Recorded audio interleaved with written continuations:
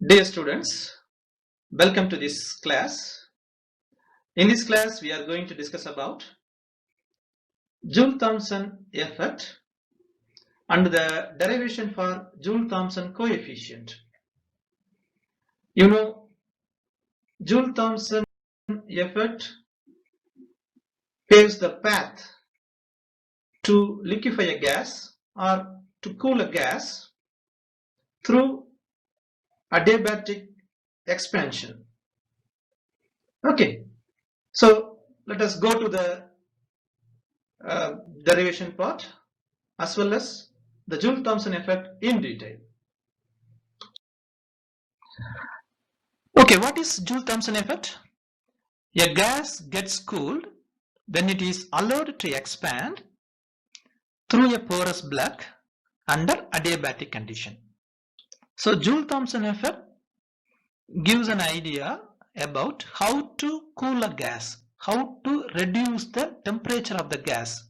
So the condition is if the gas is allowed to expand, it is allowed to expand from high pressure to low pressure through a fine hole, through a porous block under adiabatic condition, then its temperature gets cooled. So Joule-Thomson effect gives an idea about how to reduce the temperature of a gas. Okay, right. Now what is meant by an adiabatic process? Already we discussed about various types of processes: isothermal, isobaric, isochoric, cyclic, reversible, irreversible. So many processes we discussed. So what is meant by this adiabatic process? In the adiabatic process, there is no change in the heat during the entire process. Okay, the thing is the change in the heat, or we can say dq.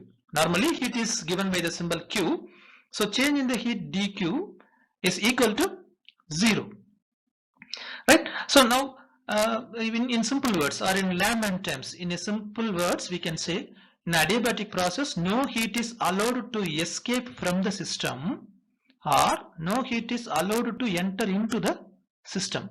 Thermally the whole process is well insulated. Suppose if you are performing some Joule-Thomson cooling effect over a gas, then that vessel or the entire process should be well insulated.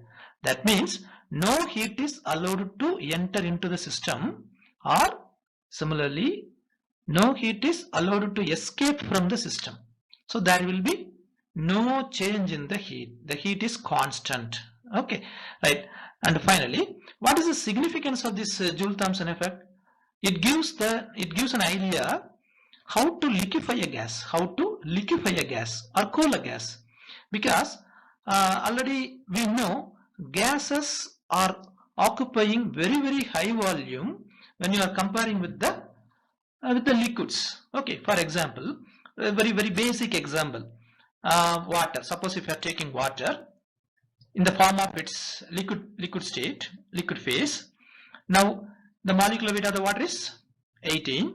Suppose if you are taking 18 ml, or we can say 18 gram, because the density of water is 1. So either 18 ml of water or you can take 18 gram, because the density is 1. So 18 ml of the water has the weight 18 gram, the mass 18 gram, or 18 gram mass of the water occupies 18 ml. Why it is 18? Because it is the molecular weight of the water. So this 18 is nothing but, the magic number is nothing but 1 mole, you know. Okay, so 1 mole of this water as a liquid at normal temperature and pressure occupies just 18 ml only. Suppose if you are converting it into steam, for example, if you are taking water in the form of steam, in the form of gas, then at normal temperature pressure it occupies about 22,400 ml, or we can say this occupies about 22.4 liters. Okay, so see here, just 18 ml in its liquid phase. Suppose if you are converting it into gaseous phase, then how much volume it occupies? 22,400 ml. 22,400. Okay, so imagine, so the Joule-Thomson effect gives a very important discovery, or we can say very important concept, how to liquefy the gas. Because normally if you are converting a gas into the liquid, then the volume occupied by the gas will be very low. Normally in the case of medical emergency, we are using oxygen cylinders, and in the household purpose we are using LPG, domestic fuel LPG we are using, and similarly acetylene. For welding purposes we are using acetylene cylinders. So in all these cases it is possible to liquefy a gas into liquid so that the volume occupied by the gas will be very low. Okay, so this is the significance of the Joule-Thomson effect, right? Okay, now coming to the vessel which is used to study the Joule-Thomson effect is, this is the vessel. So the whole process, already we discussed the condition. The important condition is adiabatic condition. So the whole process, entire process is performed under adiabatic condition. Okay. Now in the left hand side, the piston is allowed to compress the gas, and the gases are allowed to pass through a porous plug, through a fine hole, and in the other side, the right hand side, it is allowed to expand. So the gas is allowed to expand adiabatically through a porous plug. So now if you are looking this, the initial pressure P, volume V, and T, pressure P1, initial volume V1, and the initial temperature T1 is changed after the expansion. So what is the final, after the expansion, what is the pressure? P2. What is the volume? V2. And what about the temperature? T2. Because Joule-Thomson effect mainly focuses on the temperature, you know. Right now, what is the thing? So here, since the process is, the whole process is expansion process, isn't it? The whole process is expansion process. See, the movement is towards this side. Okay, right. The whole process is expansion. So here, the initial pressure is P1 is greater than P2. Whereas, if you are looking the temperature, then what about the temperature? Initial temperature is T1, whereas the final temperature is T2. So here the temperature, final temperature is lowered. The final temperature after the expansion, the temperature is lowered. The pressure is also lowered, whereas the temperature is also lowered. So this is the representation of Joule-Thomson effect. Okay, now coming to the final part. So by performing Joule-Thomson process, Joule-Thomson effect under adiabatic condition, then the temperature is reduced. So already we discussed about the adiabatic condition where the dq must be 0, whereas dt, that is change in the temperature, is not equal to 0. Okay, so already this is the condition, that is the condition for adiabatic process, right? Okay, now here you know there will be a change in the pressure. The final pressure P2 is less than the P1. Similarly, the final temperature T2, which is also less than the initial temperature. Okay, now suppose here there are only two factors. One is temperature and pressure, isn't it? So now the value of change in the temperature, is given as T1 minus T2. Normally, to find out the change, we write final minus initial, but to get the positive value, I have written like initial minus final. Note the difference. So to get the positive dt, in this case the value of dt is positive. Suppose if you are writing T2 minus T1, normally in all the process we will write final minus initial, but to get the positive value, just to show this the value of dt is positive, then we have to write T1 minus T2 because T1 is greater than T2, isn't it? Right. Similarly, the value of pressure is dP is P1 minus P2. So this is the change in the pressure. Okay, right. Now the thing is, the important point is the change in the temperature, that is dt, is directly proportional to the pressure given, or the change in the pressure. We can say the change in the temperature is directly proportional to the change in the pressure. So what is the pressure here? Here in the left hand side you are given, and what is the pressure exerted by here? So the difference, the change in the pressure decides the temperature drop. Okay, the change in the temperature or lowering of the temperature depends on the pressure in left and right compartments, change in the difference in the pressure. Okay, right. So now we are removing the proportionality by using a constant that is called mu jt. That constant is called mu jt. Okay, then this mu jt is nothing but Joule-Thomson coefficient. Now how can we write the Joule-Thomson coefficient mathematically? Mu jt, which is equal to change in the temperature divided by change in the pressure. Okay, so this is the basic derivation for the Joule-Thomson coefficient. So this value, this value is called Joule-Thomson coefficient.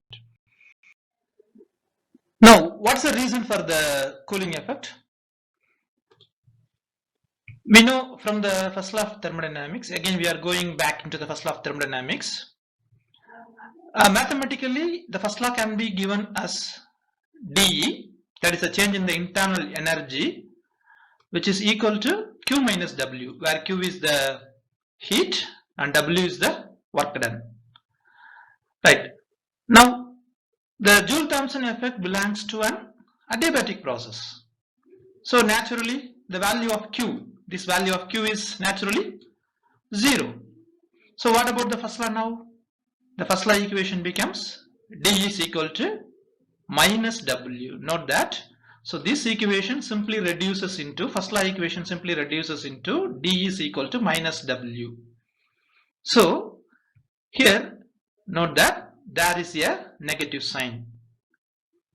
Since work is negative, the work is done by the system, and to do that work it spends its internal energy E. So the system spends its internal energy for the expansion.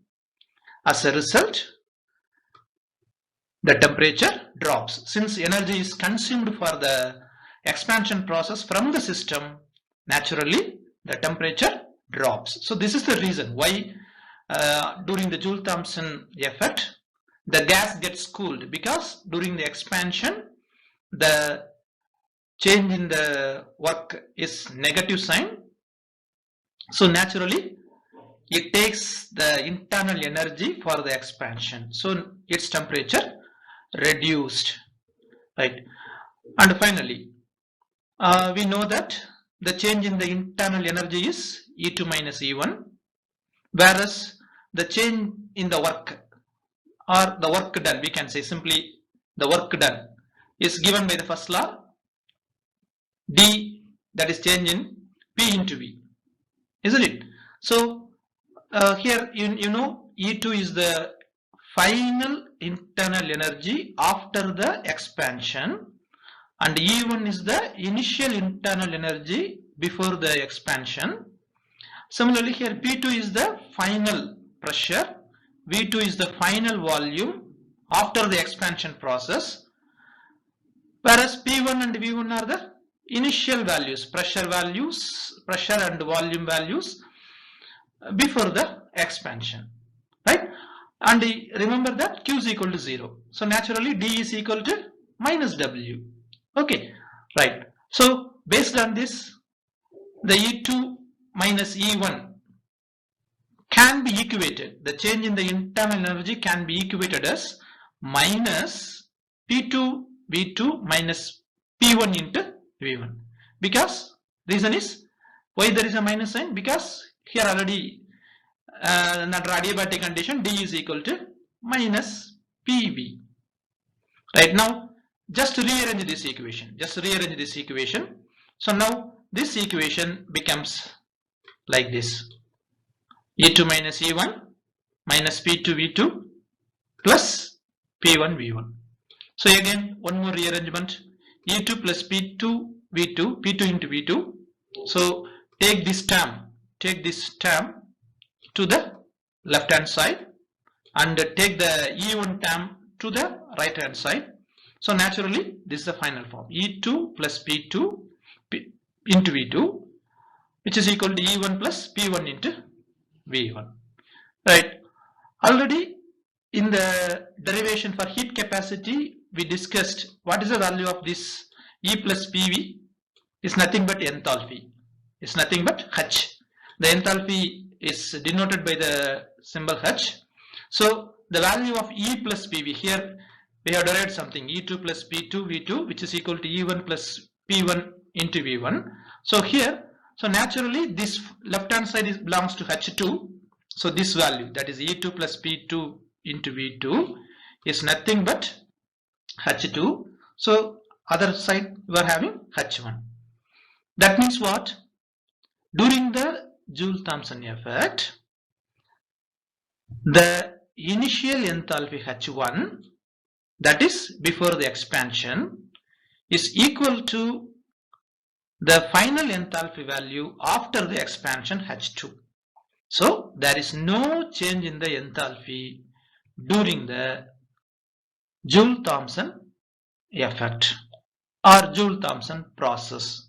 So we can say Joule-Thomson effect belongs to isoenthalpic process. Isoenthalpic means no change in the enthalpy. No change in the enthalpy. No change in the heat as well as no change in the enthalpy. So you should remember why there is a drop in the temperature during the expansion, because work is done by the system and the energy is taken from the system for that expansion.